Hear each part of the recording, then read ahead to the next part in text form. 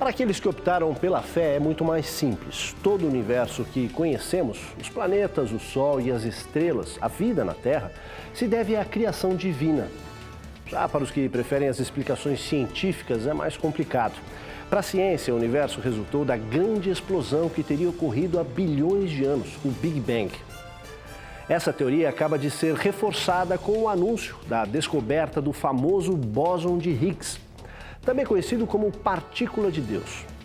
Agora, se foi essa partícula que deu origem à massa e, portanto, aos planetas, às estrelas e aos seres vivos, fica a pergunta: de onde veio essa misteriosa força?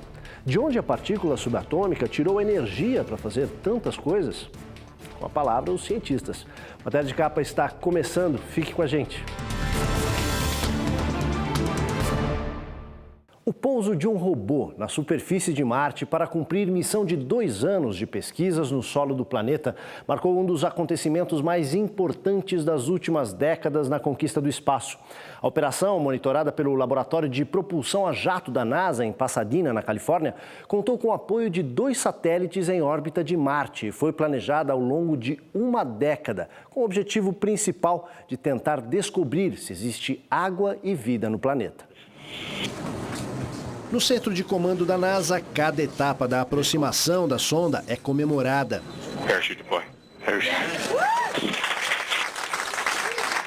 No telão, as informações da nave e a representação do que está acontecendo a 100 milhões de quilômetros dali, quando finalmente os instrumentos confirmam o que todos esperavam.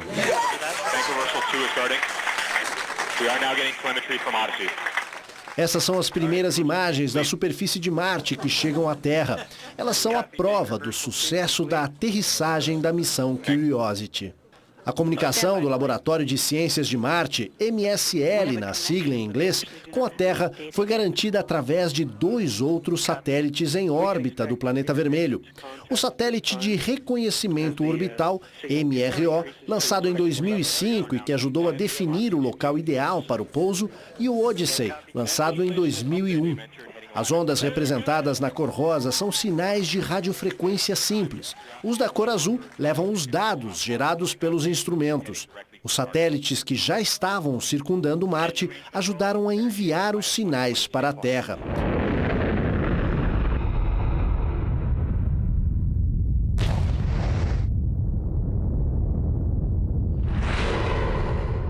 Lançada por um foguete Atlas em novembro de 2011, a nave iniciou a longa jornada para alcançar Marte num dos pontos de maior proximidade com a Terra, a cerca de 100 milhões de quilômetros.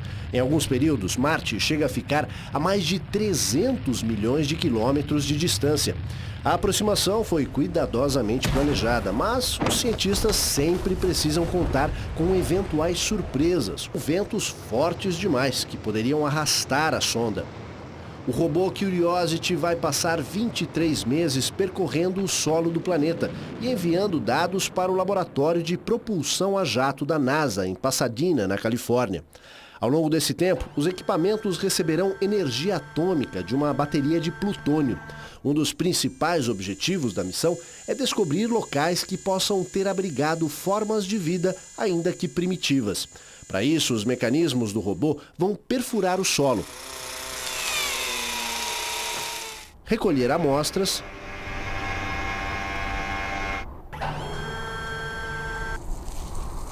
fazer diversas análises, inclusive com raios laser. Tudo isso em segundos ou minutos e, em seguida, enviar o resultado à Terra. Depois de quase 2 anos em operação, a vida útil das baterias vai acabar e o robô ficará para sempre perdido no solo acidentado e poeirento de Marte.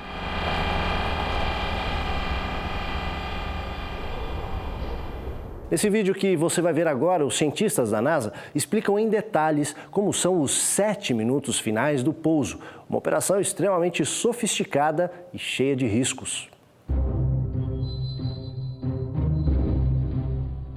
When people look at it, it looks crazy. That's a very natural thing. Sometimes when we look at it, it looks crazy. It is the result of reasoned engineering thought. But it still looks crazy.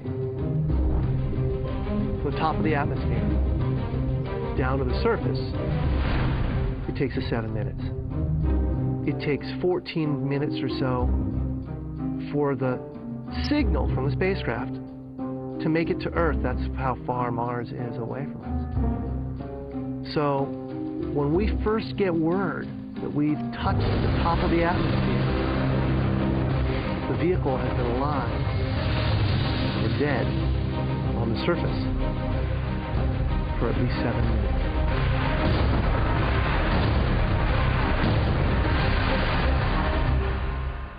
Entry, descent, and landing, also known as EDL, is referred to as the 7 minutes of terror, because we've got literally 7 minutes to get from the top of the atmosphere to the surface of Mars, going from 13,000 miles an hour to 0 in perfect sequence, perfect choreography, perfect timing, and the computer has to do it all by itself with no help from the ground. If any one thing doesn't work just right, it's game over.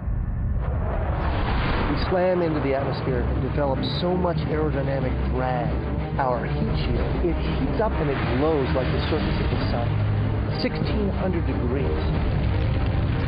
During entry, the vehicle is not only slowing down violently through the atmosphere, but also we are guiding it like an airplane to be able to land in a very narrow, constrained space. This is one of the biggest challenges that we're facing, and one that we had never attempted on Mars. Mars is actually really hard to slow down because it has just enough atmosphere that you have to deal with it. Otherwise, it will destroy your spacecraft. On the other hand, it doesn't have enough atmosphere to finish the job. We're still going about 1,000 miles an hour. So at that point, we use a parachute. The parachute is the largest and strongest supersonic parachute that we've ever built to date. It has to be able to withstand 65,000 pounds of force, even though the parachute itself only weighs about 100 pounds.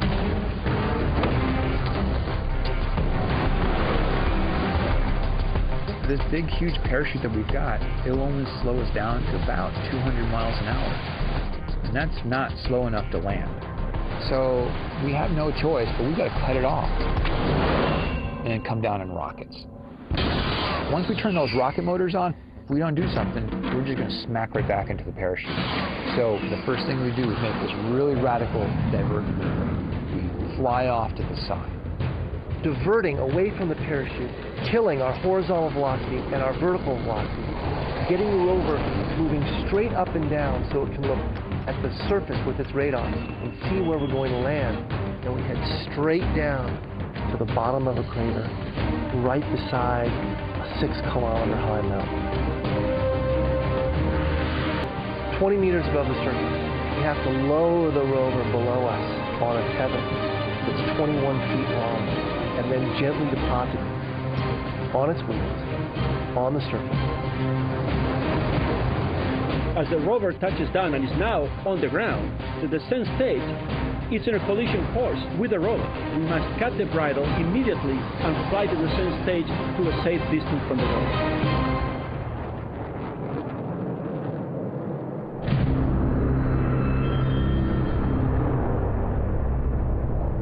Sobre o significado dessa missão e outros assuntos da conquista do espaço, conversamos com o doutor em Ciências de Engenharia Aeroespacial pela Universidade do Texas e pesquisador do Instituto Nacional de Pesquisas Espaciais, Antônio Bertacchini. Para o pesquisador, pela primeira vez, estamos perto de saber se há chance de vida em Marte. A ideia é você buscar as formas mais simples possíveis. Quando a vida foi originada na Terra, ela não começou com pessoas, etc. Ela foi evoluindo, pelo menos segundo a teoria da evolução, a partir de moléculas mais simples.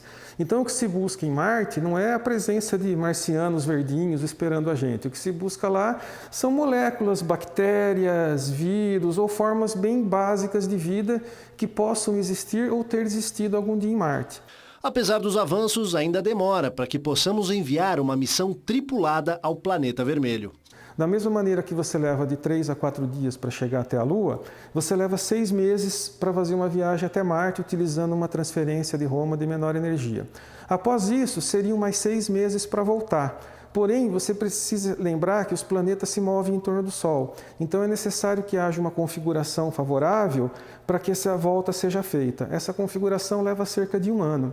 Então, entre 6 meses para ir, 6 meses para voltar e 1 ano para você esperar a hora do ônibus sair, digamos assim, vai um total de 2 anos para você fazer a missão. Então, você teria que manter todo o sistema de manutenção de vida, com oxigênio, todos os problemas se os astronautas ficam doentes, como providenciar comida, etc.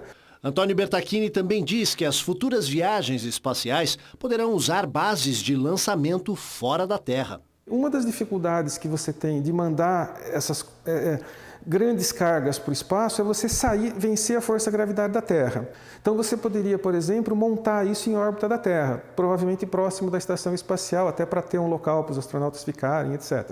Então você poderia quebrar essa viagem em etapas. Você vai levando equipamento, pouco a pouco, vai montando toda a espaçonave que vai ser enviada até Marte, e depois, por último, você leva as pessoas, e a partir da órbita da Terra, já tendo fugido da gravidade da Terra, você consegue enviar todo esse bloco de uma vez. Entre todas as ciências, a astronomia é uma das que mais se depara com mistérios a serem desvendados. Um deles é a origem da Lua. Afinal, de onde veio esse satélite que tem tanto a ver com a vida na Terra? De acordo com a teoria mais aceita hoje entre os astrônomos, tudo começou há cerca de 4 bilhões e 500 milhões de anos. Um corpo celeste do tamanho de Marte, batizado de Theia, teria colidido com a massa que formava o estágio inicial da Terra. O Theia desapareceu, mas o que restou dele ficou no espaço.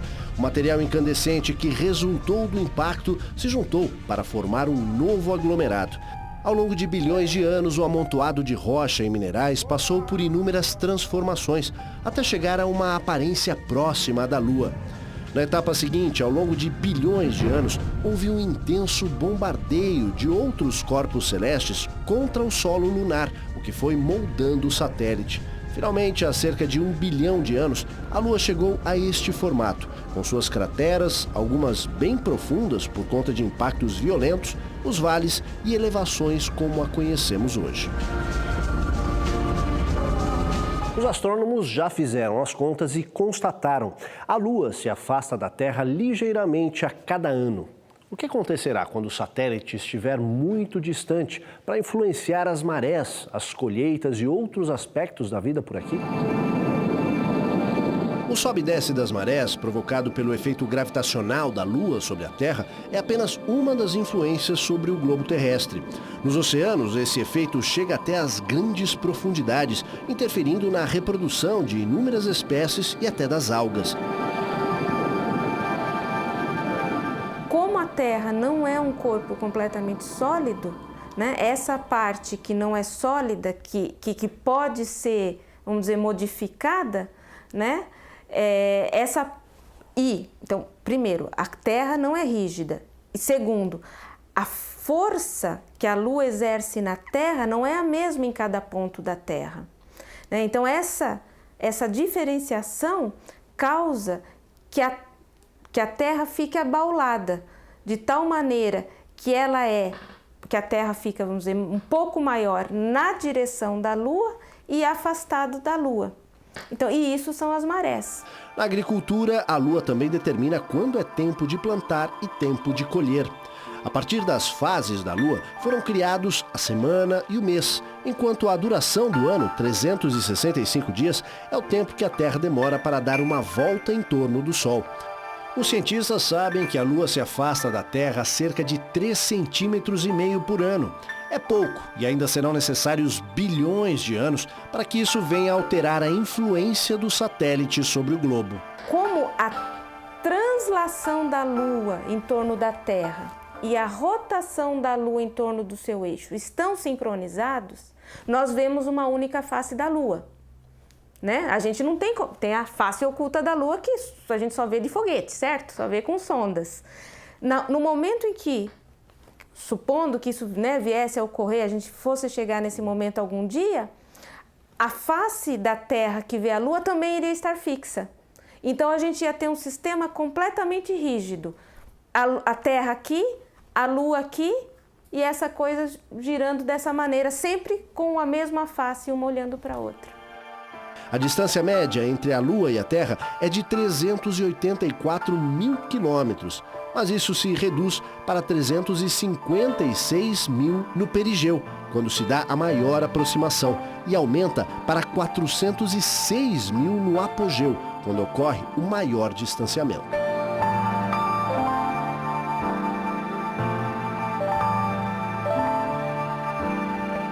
Um dos mistérios que os cientistas tentam desvendar tem a ver com a posição em que a Terra se encontra em relação ao Sol. Nem tanto ao Sol e ao calor, e nem tanto ao frio.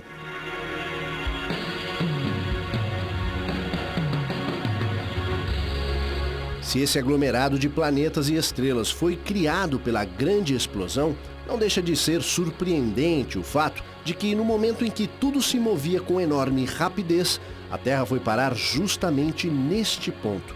Entre todos os demais planetas, a Terra é o único que não está tão perto do Sol como Mercúrio e Vênus, onde as temperaturas passam dos 400 graus centígrados, e nem tão longe como Urano e Netuno, onde são registradas temperaturas de até menos 190 graus.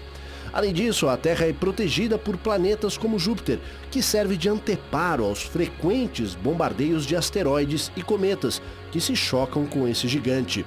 Considerando que seja verdadeira a teoria do Big Bang, nosso planeta foi parar justamente na posição em que é quente nos trópicos, temperado nas camadas superiores e inferiores e muda de clima 4 vezes por ano. Tudo isso permitiu a exuberância da natureza, com as florestas, montanhas, rios, lagos, oceanos, uma fauna riquíssima e também o principal agente da destruição de tudo isso, o homem.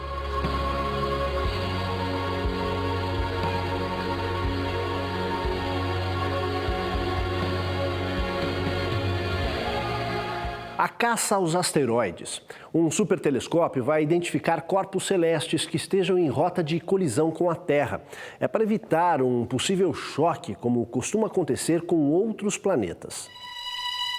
A organização norte-americana sem fins lucrativos, Fundação B612, espera lançar até o fim desta década um telescópio espacial infravermelho, apelidado de Sentinela.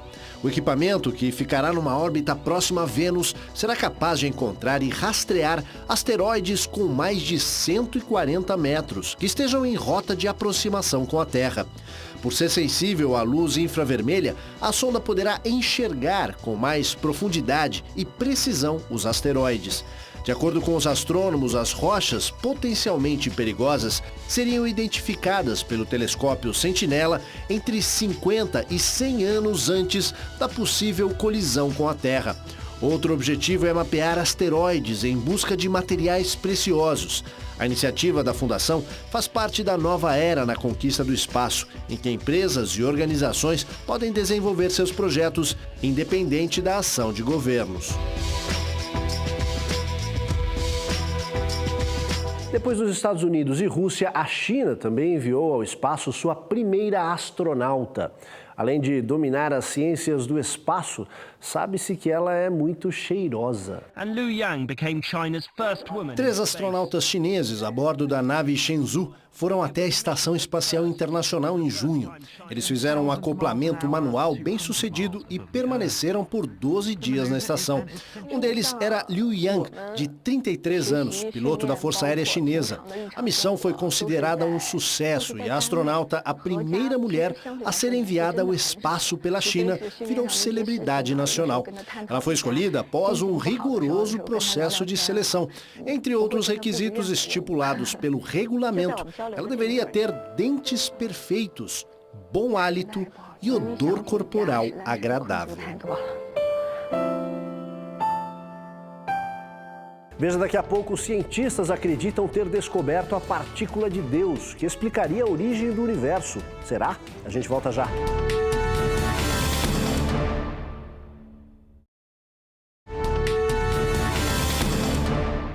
A Lua não é o maior dos satélites do Sistema Solar, mas é o maior em termos proporcionais.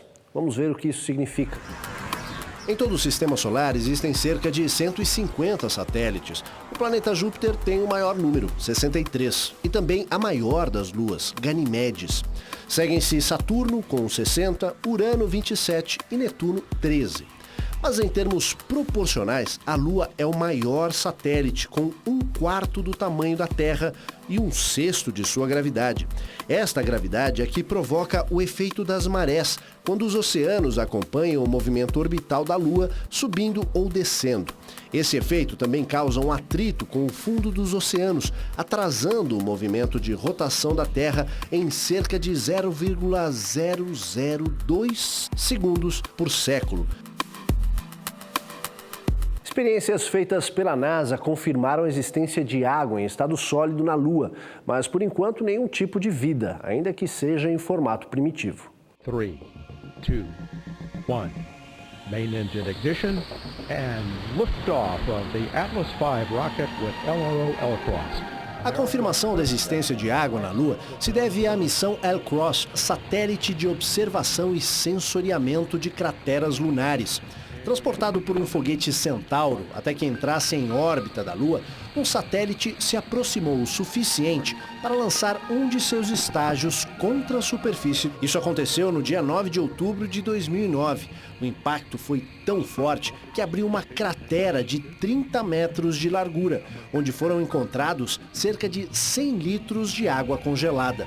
A análise desse material, feita pelo próprio satélite, revelou que a nuvem de vapor e poeira também guardava grandes quantidades de hidrogênio.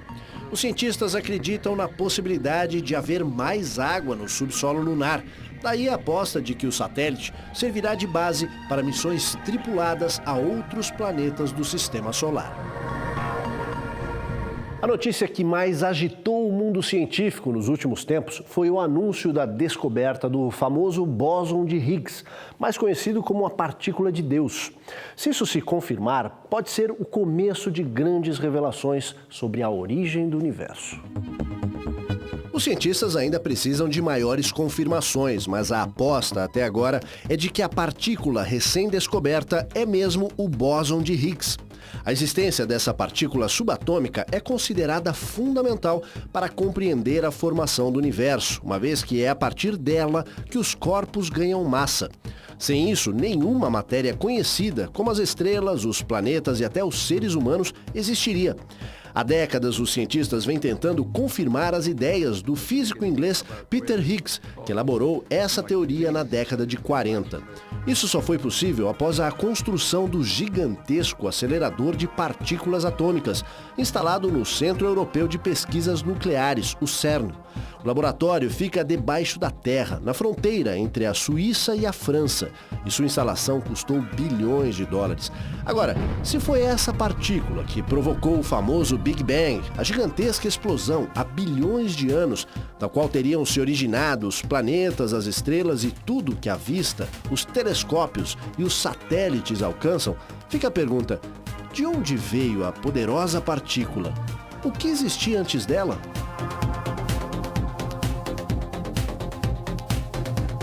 Visitar um ônibus espacial como a Enterprise é o sonho de muita gente que se interessa por assuntos do espaço. E agora, isso já é possível. O primeiro voo da Enterprise aconteceu em 1977, quando um grupo de astronautas realizou uma série de testes na atmosfera da Terra. Era o início da era dos ônibus espaciais, que foram utilizados em dezenas de missões até serem aposentados no início deste ano. Agora que eles fazem parte da história da conquista espacial, o público pode ver um deles no Intrepid Sea, Air and Space Museum de Nova York. Lá também é possível aprender sobre cada uma das missões e também sobre o que os cientistas andam planejando para as próximas décadas.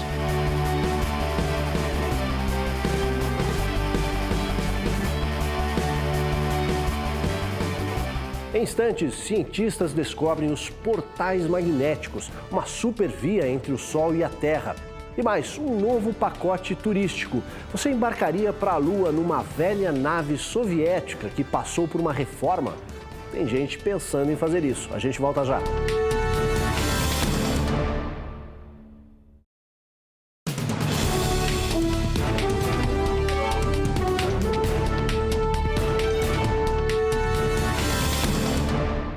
Imagine uma gigantesca via de milhões de quilômetros de comprimento carregada de energia, ventos solares e campos magnéticos capazes de interferir nas comunicações na Terra. Isso existe e trata-se de um campo de estudo para os astrofísicos. Imagine um corredor de 150 milhões de quilômetros de comprimento ligando os campos magnéticos do Sol a uma área próxima à atmosfera da Terra. Carregado de energia e ventos fortíssimos, esta via abre caminho para muitas das tempestades solares que prejudicam as comunicações na Terra. Dados recentes sobre esta área foram capturados pelos satélites Temis da NASA e Cluster da Agência Espacial Europeia. Agora, a NASA está planejando para 2014 a missão Multiescala Magnetosférica para investigar mais de perto o fenômeno e tentar descobrir qual é a extensão exata da sua interferência na Terra.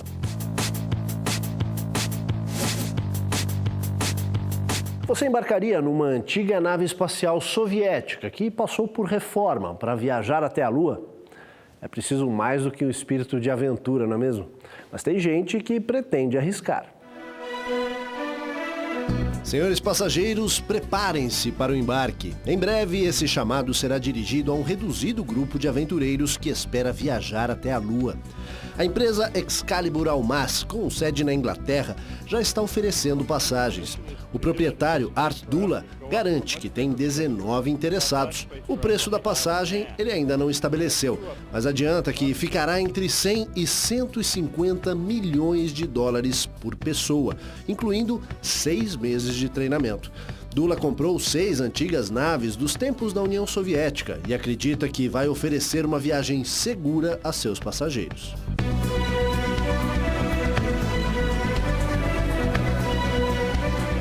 Robôs que pousam em Marte, captura de raios cósmicos, caça aos asteroides e a descoberta do bóson de Higgs, a partícula divina.